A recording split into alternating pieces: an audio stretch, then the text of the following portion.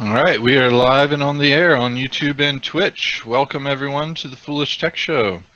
It is a lovely Wednesday afternoon. Hopefully you've made it halfway through this partial holiday seasonal week and you're looking forward to the rest of it. Getting closer to a new year, and yeah, we're mainly here to provide you with support and answer any questions about our products and services.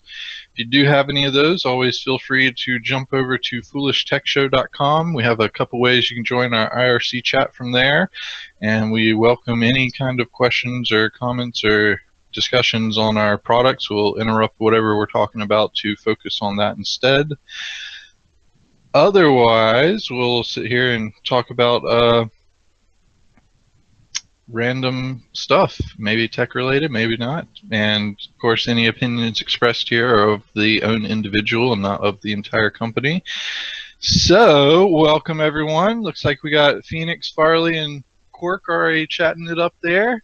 Not a problem. I thought it was a pretty good video. If you joined later and didn't catch it, I'll repaste that YouTube link here.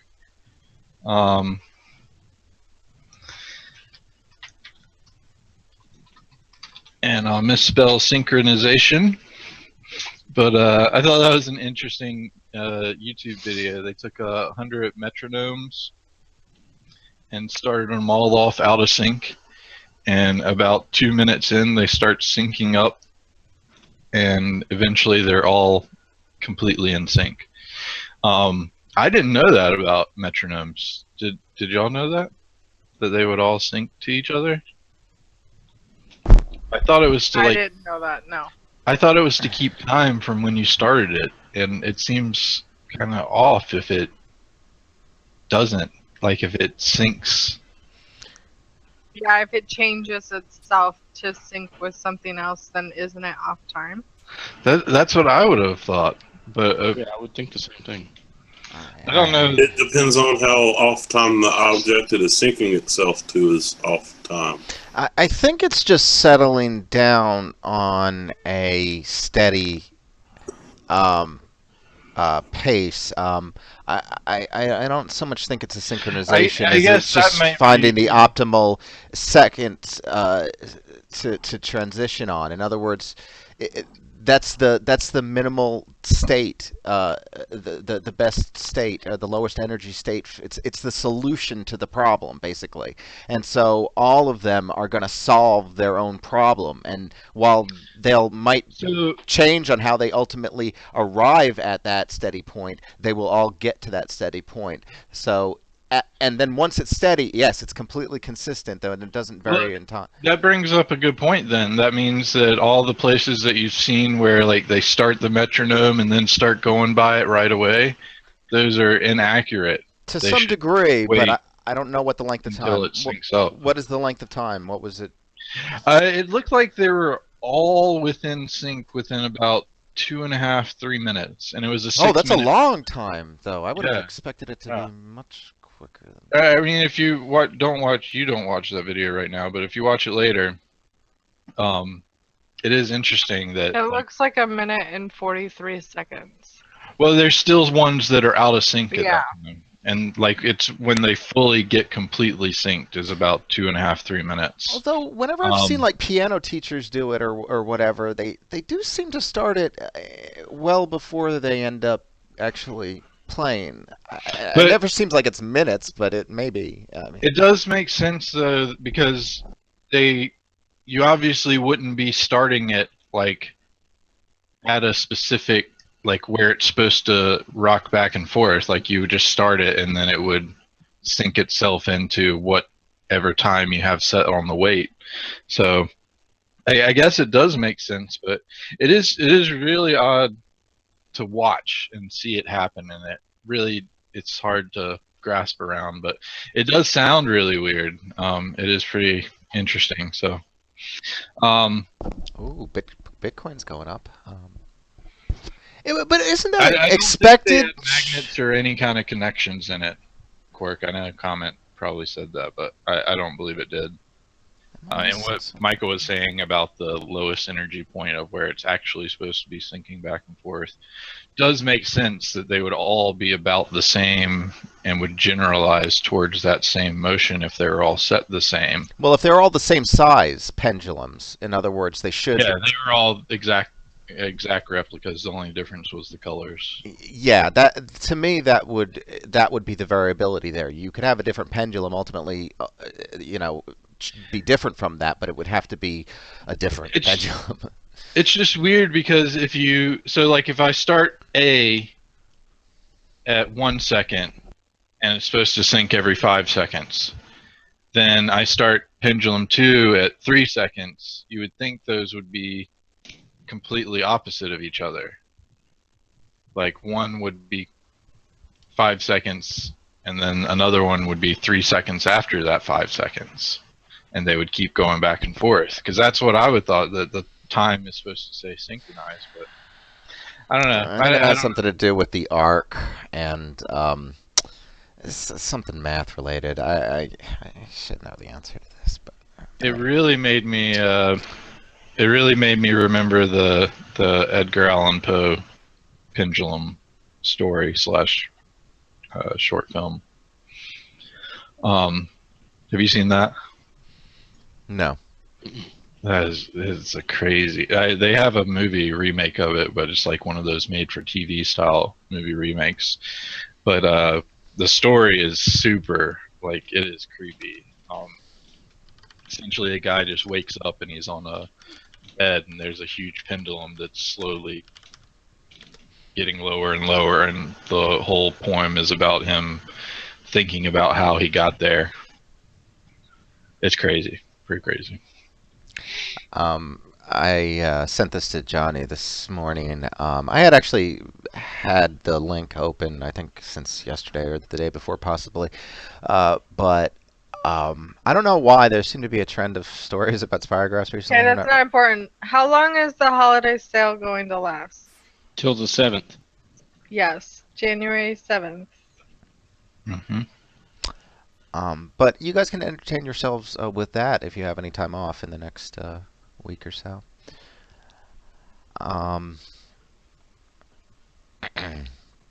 So Phoenix has a bunch of links. Let's talk about some of those.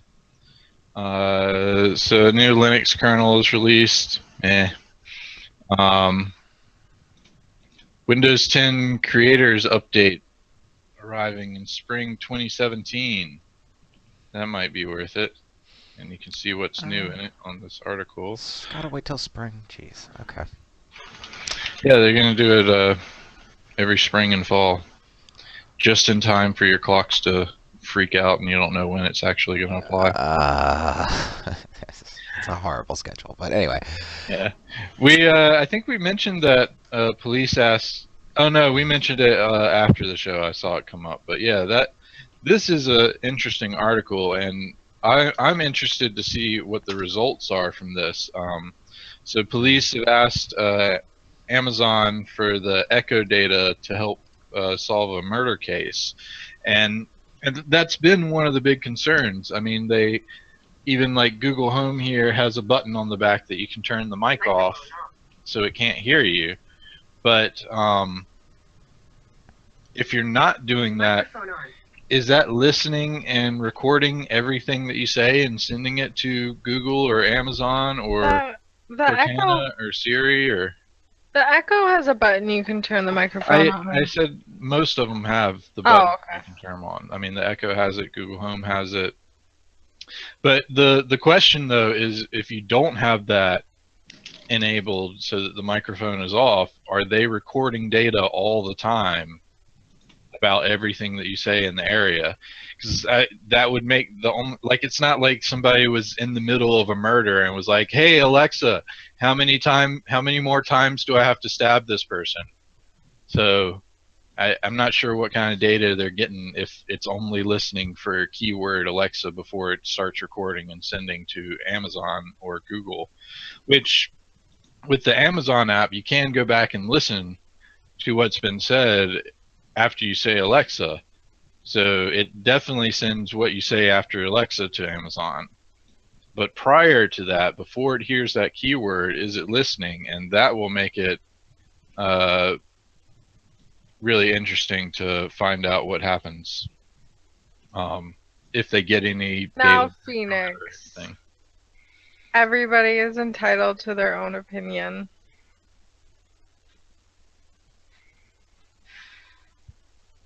Yeah, D72 is way nicer. We even have an excellent quote on our page that we just received about it. We've gotten lots of great feedback about D7 and D72 over the years. Let's read that quote off real quick, because we didn't mention that. So this is a quote we got from a actual customer, and we didn't solicit this. They just responded back to us and said, "I really love the D72 product. It's miles ahead of the competition as it is. I did try out RepairTech. The interface is nice and all, but the power is just not there.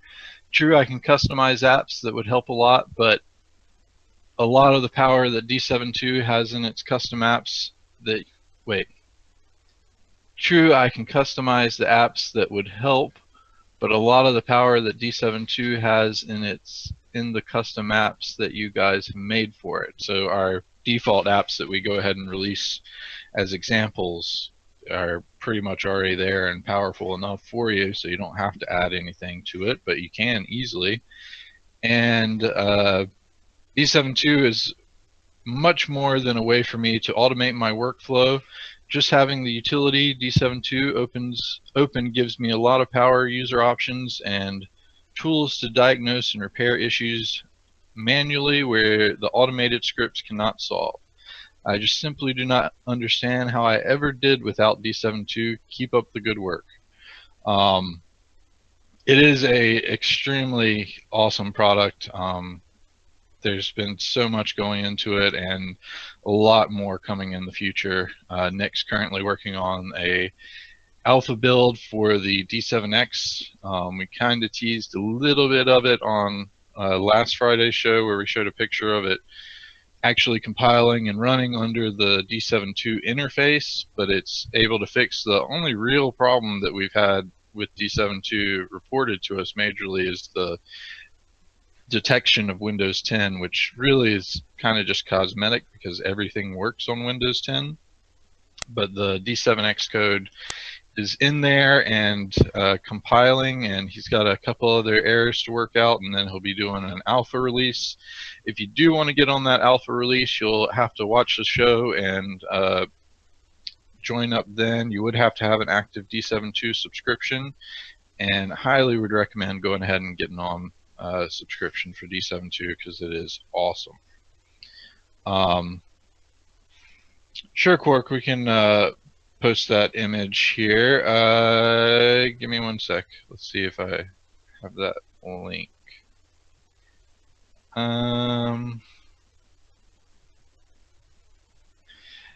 Actually, Quark, if you take this video, last Friday's video, I'm just going to post last Friday's video because that will be better. Because I actually went back and made it a lot nicer so you don't have to have a link and all that. You will be upgraded to D7X when it comes out.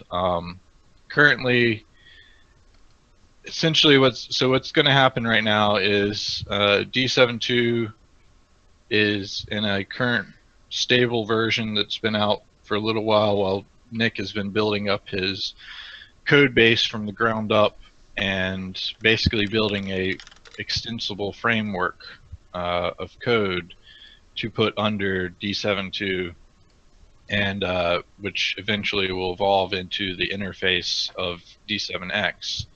So right now what we'll have is the current stable version is out there working fine. The only thing it doesn't really do is tell you it's Windows 10 or not. Everything still works fine on Windows 10.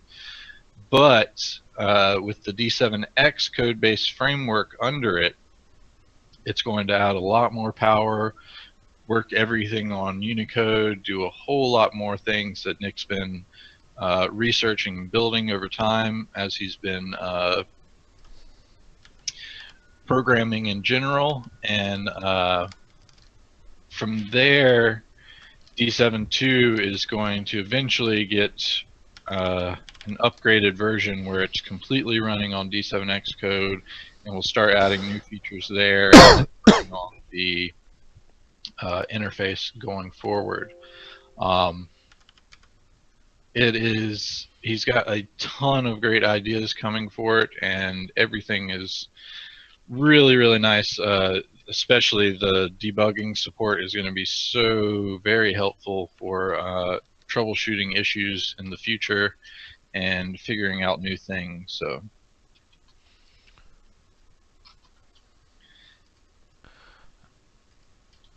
So there, Quark is the show. I edited it and made it a little bit nicer to show off the picture and stuff, so that should be the best route to go for it. Michael's got the image there if you want to go straight for the image. I didn't actually copy that because I made it much nicer in the video. But then, so essentially if you have a D7.2 subscription, it's going to get D7X when it comes out and everything goes forward with it. Essentially, it will be D7X on the next actual build release of D7.2. It'll just be the interface of D7.2 with D7X framework under it powering everything. So we're extremely excited about it. Nick's been putting a ton of awesome work into it over the past year, and it is looking really, really good. And to tell you about some of the awesome things, you can check out the Kill 'Em All V5 beta that we have. That one is all based on D7X code, and the filter module in Crypto Prevent is based on D7X code. And Kill 'Em All is actually in Crypto Prevent as well. When you kill all programs, that's actually Kill 'Em All performing that. So there's the newest version of Kill 'Em All, so you can check that out if you want. And yeah, definitely awesome things going forward in the next year. Then let's see what else we got. Let's see if we caught up anything. Got all that.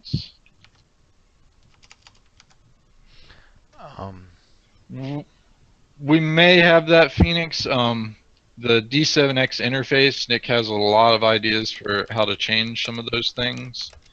But what would you need a custom tab for, out of curiosity? Essentially, all of the tabs are pretty much customizable. The only ones you can't really customize, I think, are the tweaks and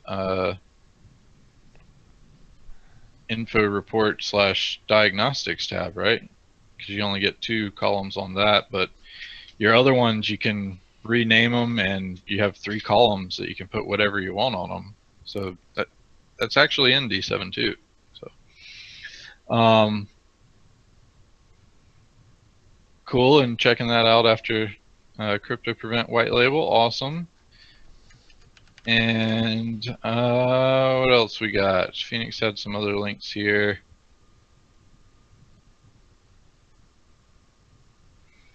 So update for Kodi add-ons. If you're running Kodi, there's some updates for what you can expect in 2017.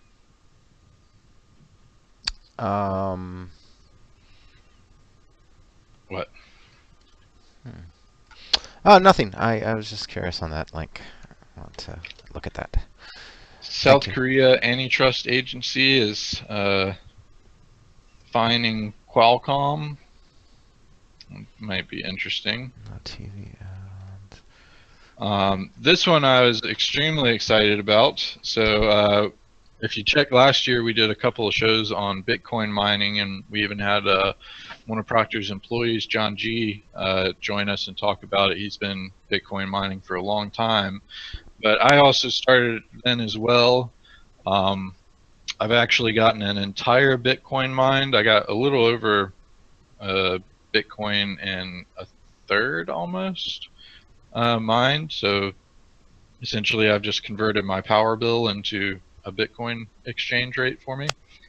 But The interesting thing about it is when I started mining, the price was around 400. It dropped down to about 360 or so, but by the end of this year, it is almost at $1,000. The highest it's ever been has been just under $1,200, but since the end of this year, it's just been slowly creeping up, and we're almost at the $1,000 mark. Let's see what we're at right now, according to Google. We are at 963. So one Bitcoin is worth 963 US dollars. That's pretty awesome. And let's see what other things he's got here.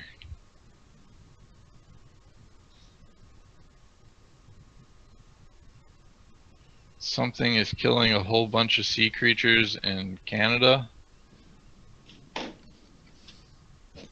That seems like something I'll have to read the article for.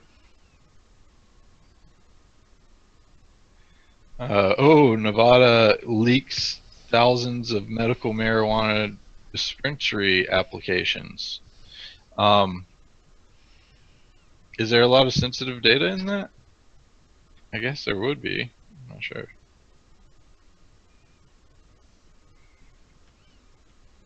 So, yeah, there's those. I mean, it's an actual legitimate application, right? So I mean, it's it's I mean, I'm sure there. I don't know what mandates were there to keep that information secret. I mean, obviously you have to turn it over. Can't be that secret. Well, I mean, is it a?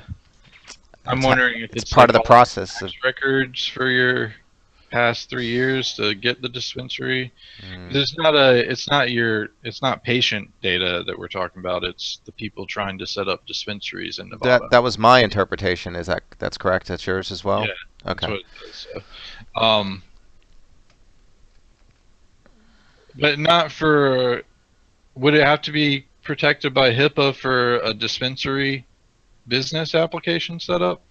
Yeah, that's what I'm. I don't think what's the expectation of privacy? Patience. Like if I go buy a business, there's a public property deed of the transaction, of where the store is going to be at the very least, and if I bought it under a business name, it would be clear. You know what I'm saying? There's a lot of public records that. I mean, if I put my personal name on it, that would be out there just as well as if it was, you know what I mean? I don't know. That's what I'm saying though, is this the application. I'm not sure what all they had to include in there. Obviously, if you had to put your social security number, your tax ID, tax records, yeah, your tax records in it, then that would be pretty bad to have leaked. Unless, of course, our president-elect filed for one and we get to see his tax records from it.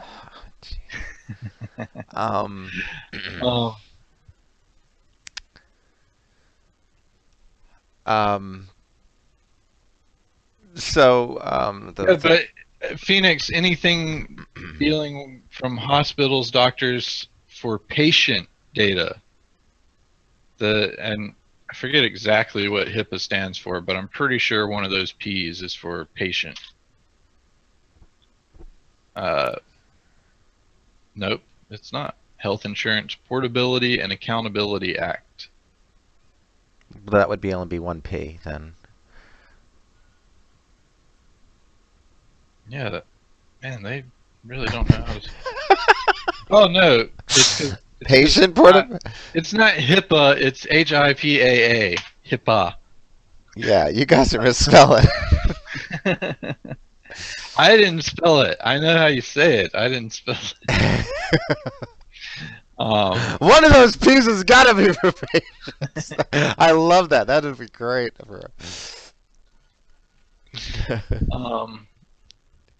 Yeah, and it's to keep health insurance, protect the confidentiality and health security of health and care information, and help the healthcare industry control administrative costs.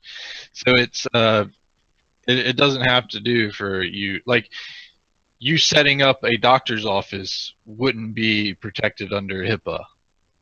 Like you setting the doctor's office up and getting the business licenses and purchasing a lease and all that stuff wouldn't be covered. But any patients you took into there and dealt with, and the insurance you dealt with back and forth, all of that would be covered under HIPAA. So yeah, two separate sides there. Anyway, I thought this was pretty cool. Awesome thing for it would be a quirk for dispensaries that were medical usage dispensaries. So any of the patients that came in there or did transactions or anything of that nature, all of that would be covered under HIPAA. But the actual applying to get a dispensary is not HIPAA regulated. And actually, that's the more thing that we're further along in weed legalization, is there's far more medical marijuana legalization states than there is recreational legalization states. Although I think we're up to like 7 now for recreational states. That's still a far cry from 50, yeah, but Yeah. still.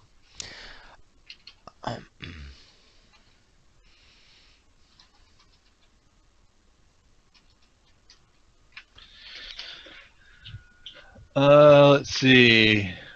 We got a map for that because I'm interested to see.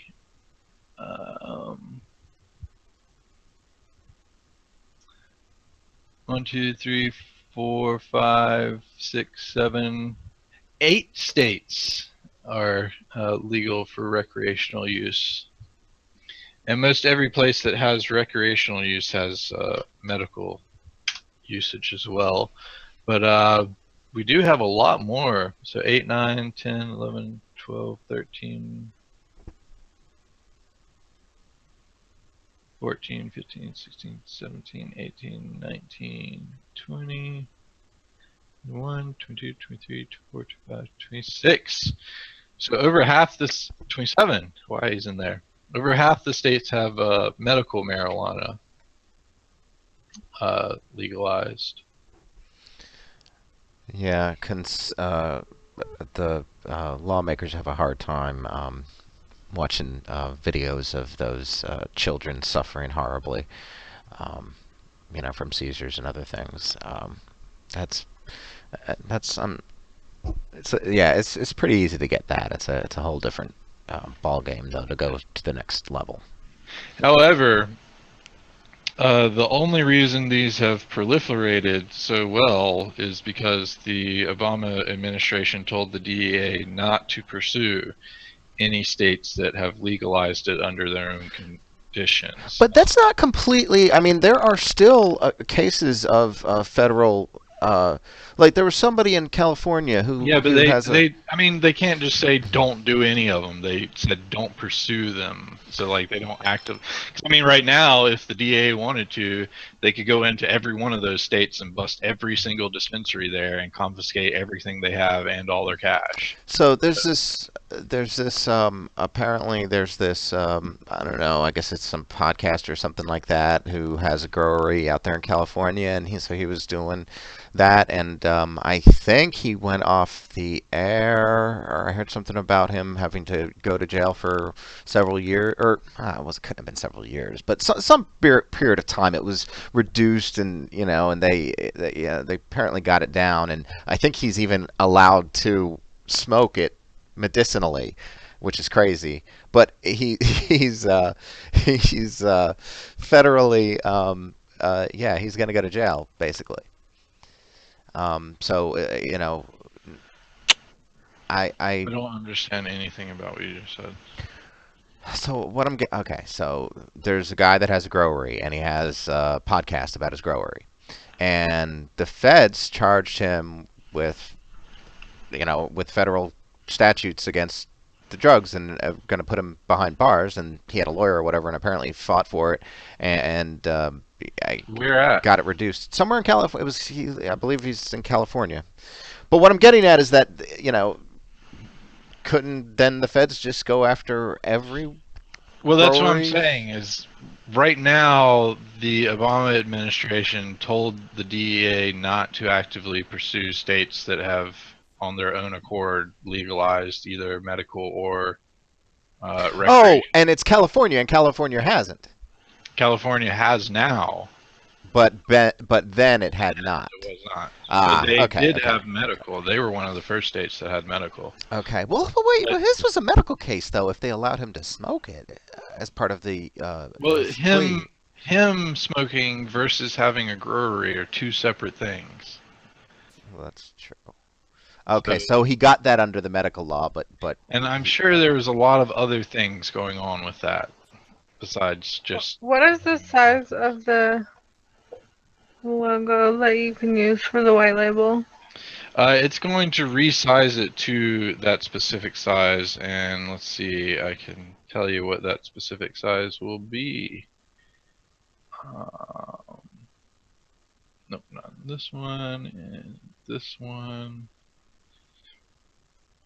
So I believe you can put whatever size you want in there, and no matter what, it'll it's scale going to scale it down to 280 by 190.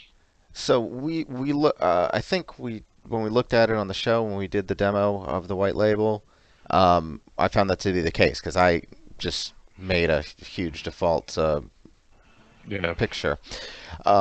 So that's good, but ideally, since you do know that that's the size that it's getting down to, you probably want to make something size appropriate so that it's not too small. I guess if it has to be shrunk or scaled down.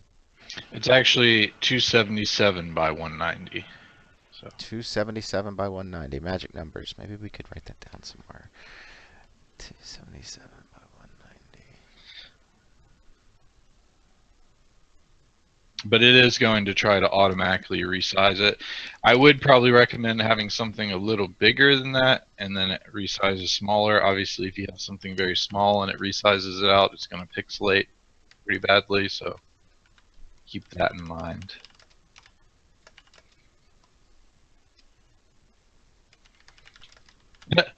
Quark didn't realize he's got a new thing for 2017. Feeling a little sick there, are you, Quark?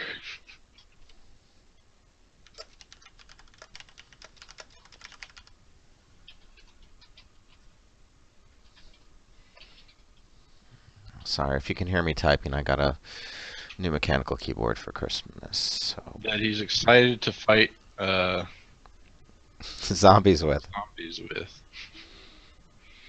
From what I'm reading, though, it looks like you may be waiting until 2018 for New Jersey.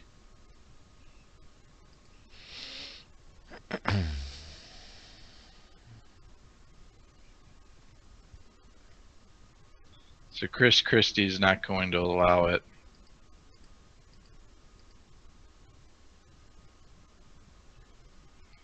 But I don't know why that thing had it on the map, so maybe something changed somewhere, something, who knows. And geez, why is it, if y'all elected a governor this year, it takes until 2018 to get a new one, or did y'all not elect a governor? Anyway, let's move on from that topic, because this is a much more interesting topic that's going to be very, very helpful in the coming future. Extremely good press for Tesla. But if you didn't see it, someone has a dash cam video of them. Whoa! This is the pre-accident wreck, right? The Yeah. So essentially, what Or- ended up happening is that the Tesla car knew that a wreck was about to happen and preemptively started applying the brakes before the actual wreck even started happening. Is that part of its programming? Have they confirmed that? I'm just No, it just took it upon itself and So Well, don't no, I mean, right now. so what basis did it? I'm just curious. What basis did it use to determine that those cars were going to get into wreck because of their proximity? I guess it's that simple. Speed, proximity, Yeah, anything. yeah. If Okay. you watch the video, it is fairly impressive. Essentially, what happens is a car tries to change lanes. Has Tesla confirmed it? I'm sorry for interrupting. Has Tesla? Read the article, man. Okay. I just watched the video and was super impressed by that. So I mean, the fact that it stopped it, is the impressive part. So,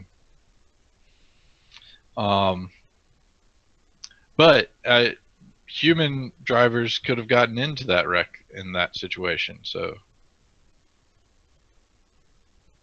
I think actually did one of them. Let's see. So there's two cars. I'm just wondering. See, it sort of sounds like to me, after reading at least the first paragraph there, that basically it just saw a car up front stop and abruptly, and it applied the Yeah. brakes. I don't know if I really equate that into be predicting the future. It was looking up, and it looks 2 car lengths in advance, apparently. And it saw a brake that was because of the rate of the car speed that the other car was going. It caused it to apply the brake. But that's exactly what my mom's current car will do if she gets too close to a vehicle in front of her. It- Still, it's good stuff for automation. That's what the big thing is here, especially with the issue with Uber coming out about them having problems with bike lanes and wanting to push this automation forward. You want to have good things like this happen where this Tesla didn't get in a wreck where it possibly could have if it was just a human driver. So I thought it was really good. Michael wants to downtrot it. Well, I just think Like he does everything, including Dolly Parton. there's so much Yeah. fake news. It's you got to be eternally vigilant. And what about Dolly? Oh, that thing I remember because my friend has a little pit bull puppy named Dolly Parton. So whenever you say that, I'm not sure who you're talking about. Yes, that's exactly who we would be talking about as your friend that we have no idea who it is, Pitbull. But however, if you search on internet for a pit bull named Dolly Parton, you'll know that that is one of Michael's friends, and he is probably less concerned about privacy than Michael is. So keep that in mind. Oh, dear Christ. On that fact, Congress Congressional Hearing Group has ruled against encryption backdoors, so that's a win, right? I mean, yeah, that happened a couple of ruling, so that happened a little while ago. But let's see. I'm glad to see though that they went so far as to say that it undermines national security by creating those obfuscate or those backdoors. Right? I don't know if you said that already, but I believe that was the conclusion of the group, and I liked that strong stance because it didn't split hairs on what the situation was. It didn't try to even make any validity to the argument that it's going to make it so much harder for us to protect us, if we don't have that ability. That should be a game changer for the folks that were concerned about that. If they, of course, listen to them. But and Phoenix says that's what they want you to think, and he works for the NSA. So,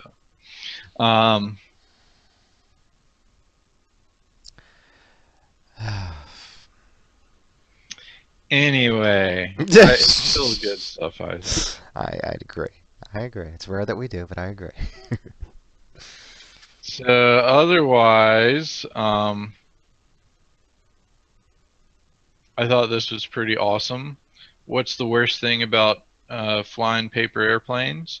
Making the paper airplanes, of course. So why not have a paper plane making gun that just shoots out paper planes. Is that a Freaking thing? awesome. That's a thing? Yes, PFM-A5 version 2.0. It Hmm. will fold and shoot out paper planes automatically. It looks freaking awesome. Origamis, I always thought was pretty impressive in and of itself. But the only thing is, it was always nice actually seeing someone actually do the folding. Although, It's not a point about the origami, it's about that you're firing off yeah, several, like hundreds of paper airplanes at once. It also looks fairly expensive. It does look a tad bit expensive, although that's just rotors and gears. You could probably do yeah, it all with Legos. sure, but it's also a lot of potential things to break too. I don't know how durable that would be firing in a war That thing scenario. looks pretty durable. In a wartime scenario. I'm not exactly sure what the purpose of shooting off a bunch of paper airplanes during a wartime scenario is, Michael, but okay. Um, A good point. if we're ever in a war, I want you on the other side. I'll second that opinion. Okay, that's just interesting. People got a lot of time on their hands. That's all I have to say about that. I thought this was pretty cool as well. We had talked about it yesterday. Very sad news. Carrie Fisher did end up passing away. She had a heart attack on a plane over the past weekend. Went to the hospital. They released her, and then apparently she passed away sometime in the morning yesterday, I believe. Was it yesterday? Yeah, it was yesterday. Yes. Very sad news, but we were wondering what effect that would play, and it's been in the news a lot that Rogue One actually had 2 CGI characters in it. The original Princess Leia was in it, and that was actually CGI. It was actually so good that I thought it was original footage that they just didn't use in the original movie, and they clipped it into this one. But then they also had General Turek, or the guy that ran the Death Star in the second or the fourth movie. Oh, yeah. I know you're talking. He was CGI'd into Rogue One. Oh, there's a picture of him. Yeah, I saw that. There was some. I know what you're talking Essentially, what they do is they just have a green screen mask on, and they act out the part, and then in post production they superimpose whatever person they want to have on it. Yeah, I was surprised at how simple that process seemed to be relatively. I mean, there was all this hype about Avatar and how it had, special cameras and the 3D modeling and all that stuff. Um, but and certainly I thought that was fairly impressive what they did with that movie. But this just looks a whole lot less kind of involved, and from what you're saying, the result is just as good. Yeah, it's extremely good. Um, Wow. so the key thing on this, before I saw your question there, Farley, we'll address that here in a second. The key thing on this is that she actually already completed her work on the next film, because we were wondering about that, and possibly for the film following that.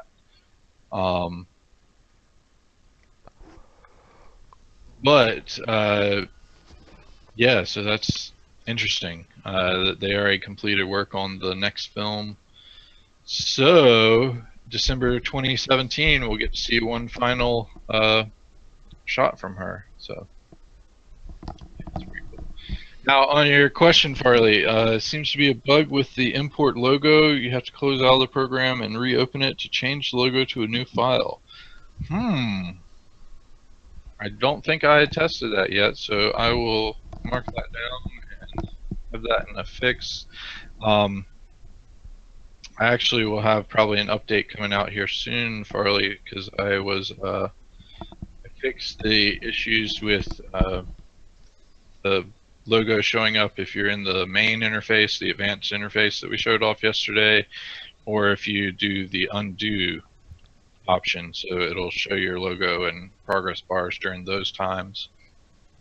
But I was also adding the backing up all of your configurations to a password protected zip and being able to restore it. So if you needed to switch computers or backing up those is very important. It'll do that for you. But I will go ahead and check that logo issue out and see if I can figure out what's going on. It should be probably an easy fix there. So let me make a note of that real quick here before we move on.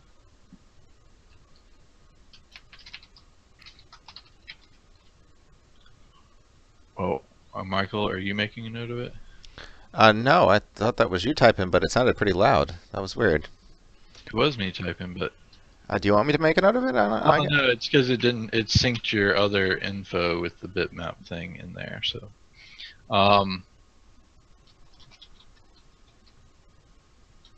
Oh, I see. You're typing. I see it already. So. Oh. So you just saw mine pop in that I wrote yeah. a minute or two ago. Yeah. Okay. Yeah. When I started typing, and then it threw me off really bad.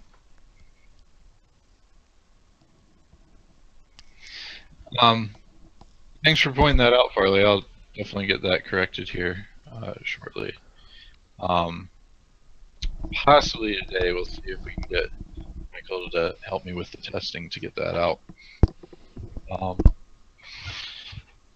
And should be fairly easy. I don't know exactly why it's doing it, but there's not too much involved in that side of that code. So we will check on that and get a fix out for you here, and you'll also get some other nice additions and features for it. So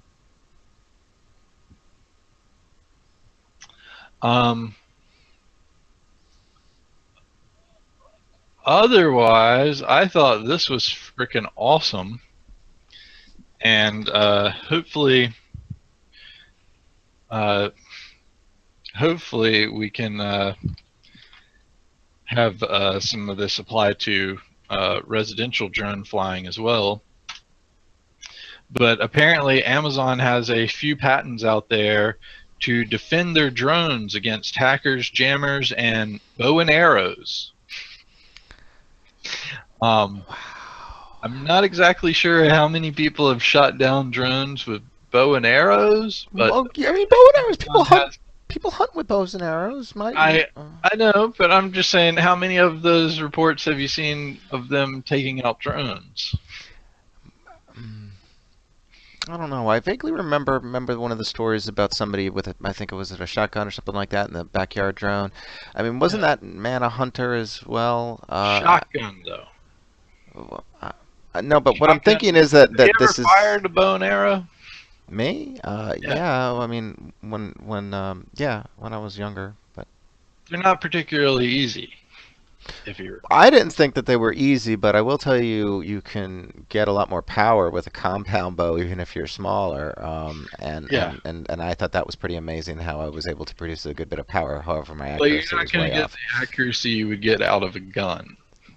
No, I was generally able to hit a target with a gun. Yeah, if you're gonna go skeet shooting with a bow and arrow, then you got to be a pretty good bow and arrow person. Yeah, and there are people out there. I definitely know that there's people that have bow and arrow skills that could take that out. But aren't people actually piloting these drones? And aren't the cameras good enough? I mean, shouldn't they be able to see the person effectively attack? No, I still haven't posted that video to my YouTube. I'll need to do that. But when we were flying in Colorado, I couldn't see those parasailers through the camera on the drone. So okay, good point. It's very, very difficult, and that's something that's in the air with me. Like, let alone something on the ground trying to fire at me. I definitely wouldn't see that flying around. When you were flying with the drone? Huh? When you were flying with the drone? Yeah, in Colorado. I don't remember parasailers. Oh, you were on the phone at that time. Oh, stupid Preston. Anyway, it is something I've been worried about, is the fact that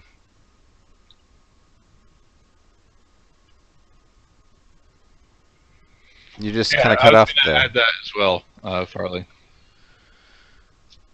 Yeah, and a crossbow definitely could do it too. Little bit, it's still a little bit difficult. Crossbows fire a lot nicer, but still a little bit difficult to shoot something in the air flying around at that height. Bows have a much more limited distance, I believe. I hope there's no, there's is there archery, Olympic archery or whatever?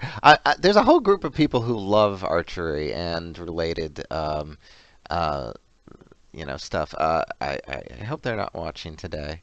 They might be upset, but I don't know. No, I'm saying bow and arrows are awesome, man. They're cool, but I'm saying comparative to a gun. Yeah, yeah. It takes a much higher skill set to be able to hit things, especially moving things. That's a compliment from Tank. Everyone out there who is using a bow and arrow is skilled. It's highly skilled. It's very, like I said to Michael, it's much more difficult to shoot it with shoot a bow and arrow at a target. I'm in 100% agreement with that. But yeah, it's just interesting though that I'm assuming this has been a problem for them in their limited testing. That is a really good video. No, I'm thinking that the patents were just like they had a group, a think tank sitting around. How do we keep our drones in the air and prevent people from stealing packages? And they were just like, all right, patent every single idea you come up with, no matter how outlandish it is. We want a patent on it. And they were like, oh, well, this is how you could protect it against bows and arrows. And what was exactly their method that they chose to do that? And if you, I don't know, I didn't read the patents. They Well, probably got one against Let me look at that. slingshot and rock, David and Goliath style. And Let me see here. They literally show a picture of a guy with a traditional non-compound bow. Yeah, yeah.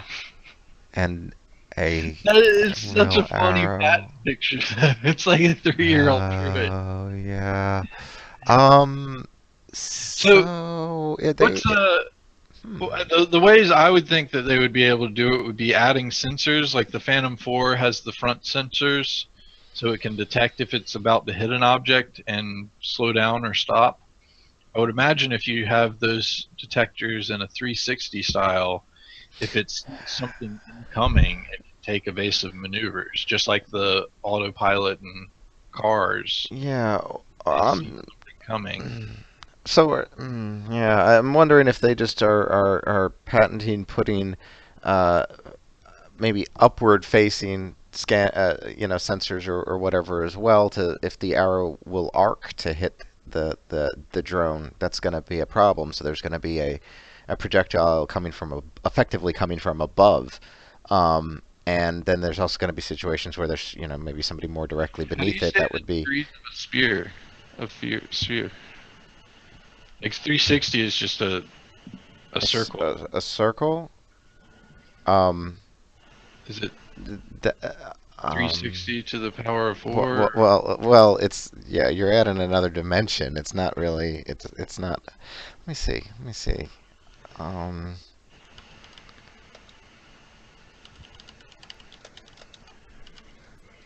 don't know why I don't know the answer to this. Well, when I think if someone says this, like say if this vehicle has 360 protection, I would think it would has protection all around at all angles. But that's not technically what that means. I don't think. Maybe it is. Oh, I think it still applies. It's just in an additional dimension of it, but spinning around a point.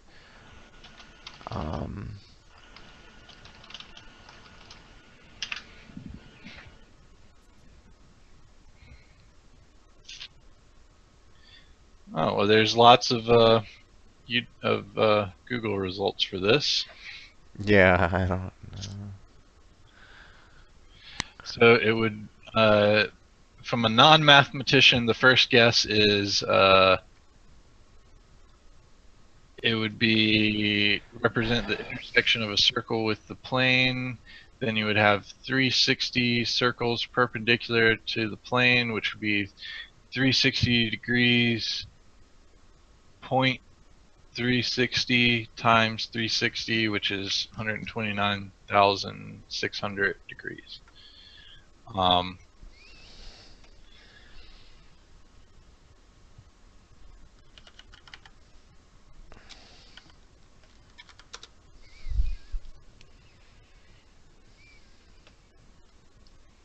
Yeah, apparently it's not an easy question to answer.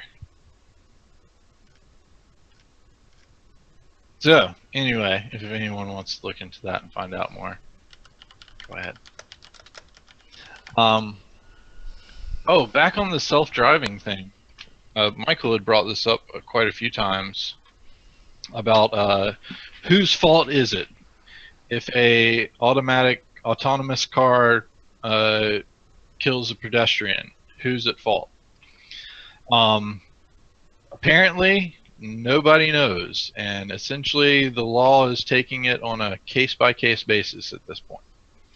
And the liability could go all the way from the driver if they have the ability to take control, all the way to the manufacturer of each individual component in the autonomous thing, whichever ones are related to the particular failure of it, preventing it. However, there is I didn't know this, that there is actually very limited liability of a vehicle killing a pedestrian if they are following the law. So if you're driving legally and abiding all legal rules, and a pedestrian just runs out in front of you, you're actually not liable for that, unless you're supposed to be aware of children at play. So if you see the children at play signs, then you have to be aware that a child might be running out in front of you, and you have to be cautious about that. So you would not be protected there. But I thought it was a pretty interesting article about the let's see, what did they call it? I gotta find it again. They had a few different scientists and psychiatrists and things. The sudden emergency doctrine, which generally excuses the human driver from negligence, as a person cannot be expected to use the same degree of care or accuracy of judgment in an emergency.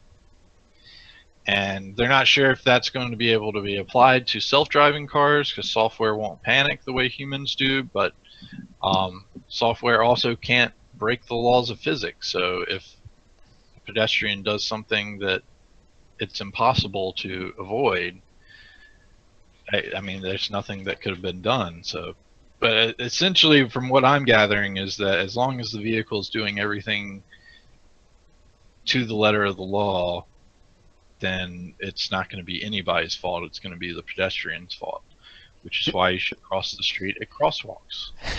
Yeah, that's a good point to mention. While we do tend to have a large number of laws to make it safer for pedestrians to coexist with other types of vehicles on the road, it's it's never a given or an absolute that that the safety is guaranteed. You know.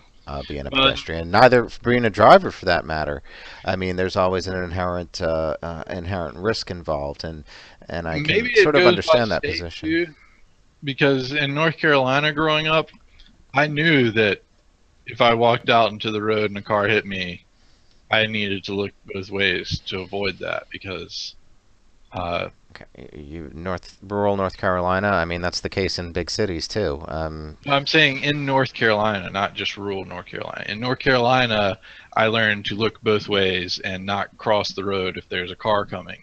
In Colorado, however, it is a very different experience. You actually have to be very aware of pedestrians and bicycles, because they will just walk right out in front of you, not care at all. And where I grew up, pedestrians had the right of way. It didn't matter where they were crossing. Everybody had to stop for pedestrians. So See, my that's brother was hit by a car as a kid when he was. So basically, he ran out with scissors into the road or something like that. No, I don't know what is that. The Jeez, your scissors? I don't parents know are what he did, but terrible. he was. Yeah, it was really bad. Not only did he almost get hit by a car, or did get hit by a car, he was running with scissors. Yeah, Running with scissors out into the middle of the road without looking. Great yeah. job parenting. So anyway, they got hit by a car and got quite bruised and abrased and stuff like that. But I never in any of the stories was there any like concern that it was the driver's fault at all. It was kind of a given that the kid was doing something stupid or wrong to get hit. I don't know if that would have been the case today. Well, see, I know that you're always protected if you go in a crosswalk. I haven't seen a state yet that doesn't have if you're in a crosswalk, stop for pedestrians. No, of course that's So clear. if you're in a crosswalk, you're covered. But if you're not, I think you could be. Let's see. We don't interpret laws, by the way. So please go by the laws of the land where you reside out there. But and we're just basically saying to be careful out there. I think is the point. But I did want to just a little throwback to an earlier conversation. So it is kind of what I suggested, and it isn't as complicated as what you made it sound. It literally is just a square degree, degree squared, and that would just again be adding an additional dimension to what a traditional degree is, and it turns out that is easily calculable to be, given how many. Well, actually, it's let's see. Easily calculable. 41,252.96 Let's square read off degrees. that. Let's read off that equation there. That's 4 pi times That's 180 easy. divided by pi squared degree square equals. That's not complicated, but anyway. So yeah, it's just a number, but it's a good point.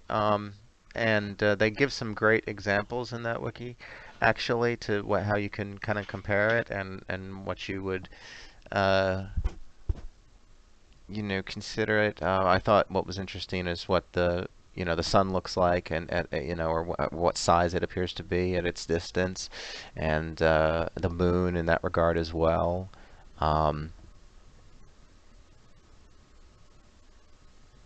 Yep. So And some of the wow, it compares it to the size of some states too. Oh, what is this? Hydra, the largest constellation. Oh wow, yeah. So portions, if you're talking about something covering portions of the sky, basically, is that's where you want to use that measurement.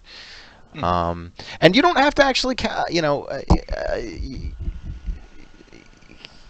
can, if you're concerned with math, that's what the computers are for. 2D in existence. You're right, Quark. And yeah, I wonder if they did have the same sort of thing with the airline industry, but. Anyway, we are at our hour time limit here, so I'll post one last fun link here. South Korea has made a fully functional, you can get in Gundam Mech Warrior type thing that looks freaking awesome. Is this the same one that I posted about previously? Maybe. That thing looks freaking awesome. I know it got some additional coverage this week, but I believe that is the same one, because I was commenting on how large it was, and I think they 13 actually feet tall. Yeah, 1.3 tons. So that's easily like a car, like a very good sized car. Oh, and I don't Only even think that 200 amount is not even the weight. I don't even think that amount includes the weight of the arms either. But anyway. That's awesome. They developed the mech with the help of Hollywood SFX designer, who's also done Transformers, RoboCop, and Terminator. That's freaking awesome. Did that help or hurt? It helped, because that thing is freaking awesome. Well, it looks cool. I was just saying, does that add to the aesthetics, or did that actually make it hard to make the robot actually work with those aesthetics? But maybe they were compatible. I believe you power it by tapping into the sun directly. No, it's clearly it has a power source cable. I'm sure that's what that's delivering and I'm sure this is not something you could plug into your wall. This would be like an You have to use the 40 industrial level power source, probably. Um, For the hydraulics involved in that thing that you've got to imagine are in those arms, there definitely is a clear call for power, yeah. and a good amount of it. So anyway, we will be back tomorrow at 4 p.m. Again, we are here mainly to provide support and answer any questions about our products and services. Thank you, Farley, for bringing those up to us. We'll be adding a label that tells you how big that bitmap should be and that it will be resized, as well as looking into that issue where you have to close out and reopen it to change to a new file. So thank you for that, and if you do have any other questions or issues, always feel free to contact our support by any means. We'll be more than happy to help you that way. Otherwise, we'll be back tomorrow at 4 p.m. if you want to talk to us directly and go that route. So thanks everyone for joining us. Always a pleasure to have all the conversation and chat from everyone here, and we will see you tomorrow. Yep. See you tomorrow at 4. Okay. Let's see. Twitch. Bye, Internet. Oh, Twitch was already down when you said that. Goodbye.